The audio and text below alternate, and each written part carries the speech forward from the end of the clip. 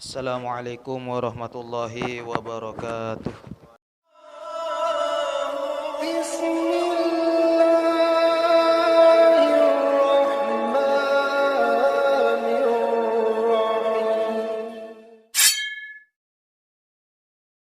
Alhamdulillah, alhamdulillahil fatahil jawadil mu'ini ala tafakkuhi fid dini man ikhtarahu minal ibadi wa ashhadu an la ilaha illallah syahadatan tudkhiluna daral khuludi wa ashhadu anna sayyidana Muhammadan abduhu wa rasuluh sahibul maqamil mahmudi. Allahumma salli wa sallim ala sayyidina Muhammadinil fatihi lima ughliqa wal khatimi lima sabaqa nasiril haqi bil haqi wal hadi ila siratikal mustaqim wa ala alihi wa sahbihi haqqa qadrihi wa miqdarihil azim. Amma ba'du, faya ibadallah ittaqullaha mastata'tum faqad qala ta'ala fi kitabihil karim. A'udzu billahi minasy syaithanir rajim. Bismillahirrahmanirrahim. Ya ayyuhalladzina amanu taqullaha haqqa tuqatih wa la tamutunna illa wa antum muslimun. Shadaqallahul azim wa sadaqa rasuluhun nabiyul karim wa nahnu ala dzalika minasy syahidin wasyakirin walhamdulillahi rabbil alamin.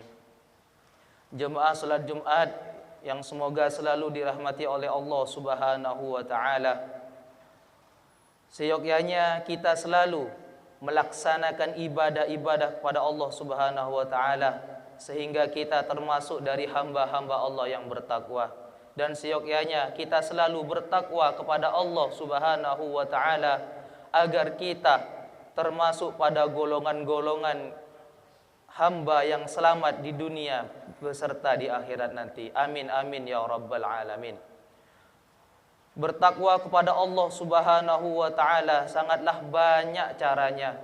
Salah satu yang disabdakan oleh Nabi Muhammad sallallahu alaihi wasallam, cara kita bertakwa kepada Allah Subhanahu wa taala. Rasulullah sallallahu alaihi wasallam bersabda, "Ana wa ummati bara'un minat takalluf." Rasulullah bersabda dalam hadisnya, saya, kata Rasulullah, dan umat-umatku bebas dari rasa keterpaksaan ketika beribadah kepada Allah Subhanahu wa taala.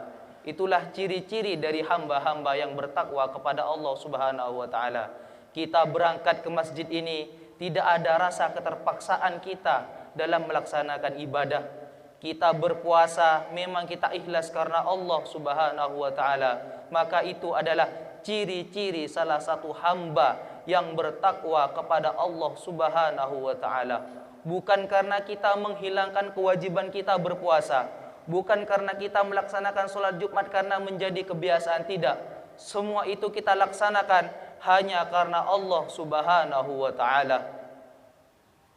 Imam As-Sakandari dalam kitab Hikam menjelaskan, hamba-hamba yang beribadah kepada Allah Subhanahu wa taala itu ada 3 tingkatan.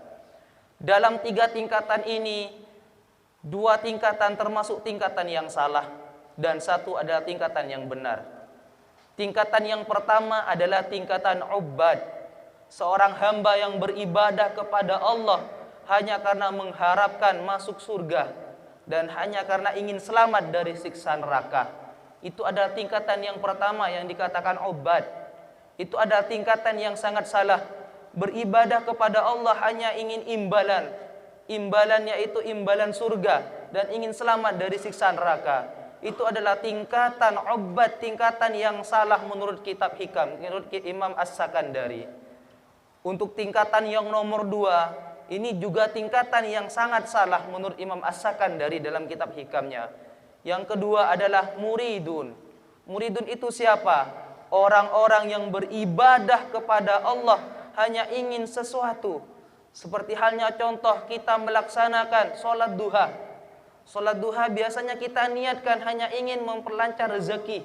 Ketika kita tidak punya pemasukan, ketika kita pusing dalam kehidupan, kita baru melaksanakan sholat duha.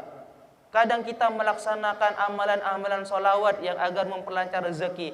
Itu adalah tingkatan yang nomor 2. Muridun, orang yang mempunyai tujuan dalam beribadah kepada Allah Subhanahu wa ta'ala. Itu juga termasuk dari golongan-golongan yang salah menurut kitab Hikam.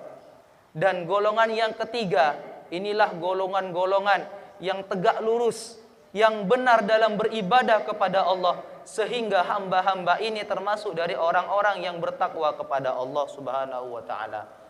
Tingkatan yang ketiga ini adalah tingkatan orang-orang yang dinamakan arifin.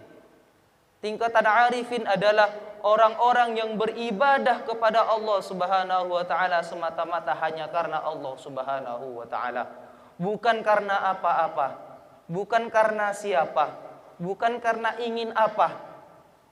Dia beribadah kepada Allah, seorang arifin memang murni karena Allah Subhanahu wa ta'ala. Maka orang-orang ini termasuk dari orang-orang yang akan selamat hidupnya di dunia serta akan selamat hidupnya di akhirat. Karena kelak di akhirat nanti kita akan dipintai pertanggungjawaban ibadah kita. Di mana salat Jumat kita? Di mana puasa kita? Di mana bacaan Quran kita? Di mana sholat duhur, asar, maghrib, isya, subuh kita? Kita akan ditanya, mana buktinya?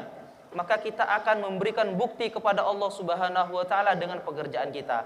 Akan tetapi, apabila pekerjaan kita tidak dilandasi karena Allah Subhanahu wa ta'ala, maka Allah tidak akan menerima bukti bahwasanya kita pernah sholat Jumat, bukti bahwasanya kita berpuasa, bukti bahwasanya kita pernah baca Al-Quran, bukti bahwasanya kita pernah berzikir. Itu semuanya tidak akan diterima apabila kita berada di tingkatan yang pertama dan di tingkatan yang kedua, yaitu tingkatan ubad dan yang di tingkatan muridun. Akan tetapi apabila kita berada di tingkatan yang nomor 3, yaitu tingkatan arifin, kita bersihkan hati kita dari duniawi, kita bersihkan hati kita dari tujuan duniawi, dari tujuan-tujuan yang melenceng dari Allah, maka kita akan selamat di dunia serta selamat di akhirat. Kita akan membawa bukti nyata kepada Allah Subhanahu wa ta'ala bahwasanya kita pernah sholat Jumat, kita pernah duduk mendengarkan khutbah yang singkat ini, kita pernah membaca Al-Quran. Fa insyaallah kita akan membawa bukti yang nyata. Amin amin ya rabbal alamin. Dalam masalah ibadah dan dalam masalah kehidupan di dunia ini, dalam kitab Hikam dijelaskan, manusia dalam hidup di dunia ini mempunyai 3 sifat yang tetap. Yaitu sifat manusia yang tetap adalah sifat lemah. Yang pertama sifat lemah, yang kedua adalah sifat bodoh, yang kedua adalah sifat miskin. Itu adalah sifat tetap manusia yang dijelaskan oleh para ulama. Jadi apabila kita hidup di dunia ini, kita dalam keadaan kaya, itu hanyalah sifat pinjaman dari Allah Subhanahu wa ta'ala. Apabila kita dalam keadaan pintar, dalam keadaan kaya, itu hanya sifat pinjaman dari Allah Subhanahu wa ta'ala. Sifat tetap kita adalah miskin, lemah. Itu sifat tetap kita. Kita tidak mempunyai sifat-sifat yang lain. Apabila kita dalam keadaan kaya, kita mempunyai mobil, kita mempunyai kekuatan untuk melaksanakan ibadah ke masjid ini, itu bukan kita. Sifat kita adalah sifat lemah, sifat kita miskin, sifat kita itu sifat bodoh. Dan semua sifat-sifat yang mulia itu adalah sifat pinjaman dari Allah Subhanahu wa ta'ala. Ulama menjelaskan dalam kitab Hikam, sifat-sifat seperti ini bagaikan malam dan siang. Bagaimana ketika siang datang, maka akan terang benderang. Begitu juga ketika kita dipinjamkan sifat oleh Allah Subhanahu wa ta'ala, kita dipinjamkan sifat kaya, kita dipinjamkan sifat pintar, kita dipinjamkan sifat kuat, maka kita dalam keadaan siang terang seperti ini. Tapi apabila Allah ingin mencabut sifat kita, ketika siang ini dicabut oleh malam, matahari terbenam, maka akan gelap gulita, tidak ada yang tampak di dunia ini. Begitu juga kita, ketika Allah ingin mencabut kekayaan kita, ketika Allah ingin mencabut kekuatan kita, ketika Allah ingin mencabut semuanya dari kita, maka kita akan kembali pada sifat-sifat yang gelap, kita akan kembali pada sifat bodoh kita, kita akan kembali pada sifat lemah kita. Itu semua hal-hal yang harus kita jaga di dunia ini. Maka dari itu, seyogyanya kita selalu bersyukur kepada Allah Subhanahu wa taala karena kita sudah dipinjamkan sifat kekuatan untuk melaksanakan ibadah Jumat. Kita dipinjamkan kekuatan untuk membaca Al-Qur'an. Kita dipinjamkan kekuatan untuk melaksanakan puasa. Dari itu kita bersyukur kepada Allah Subhanahu wa taala agar tidak dicabut, agar tidak dilepas sifat-sifat yang sudah dipinjamkan pada kita. Semoga kita mendapatkan sifat-sifat yang memang baik dari Allah Subhanahu wa taala. Amin amin ya rabbal alamin. A'udzu billahi minasyaitonir rajim. Bismillahirrahmanirrahim. Alhaakumut takatsur hatta zurtumul maqabir. Kalla sawfa ta'lamun. Thumma kalla sawfa ta'lamun. Kalla law ta'lamuna 'ilmal yaqin. La tarawunnal jahim. Thumma la tarawunnaha 'ainal yaqin. Thumma la tus'alunna yawma idzin 'anil na'im. Barakallahu li wa lakum fil Qur'anil 'azim wa nafa'ani wa iyyakum bil ayati wadh-dhikril hakim. Aqulu qawli hadha wastaghfirullahal 'azim li wa lakum wa lisairil muslimin fastaghfiruhu innahu huwal ghafurur rahim.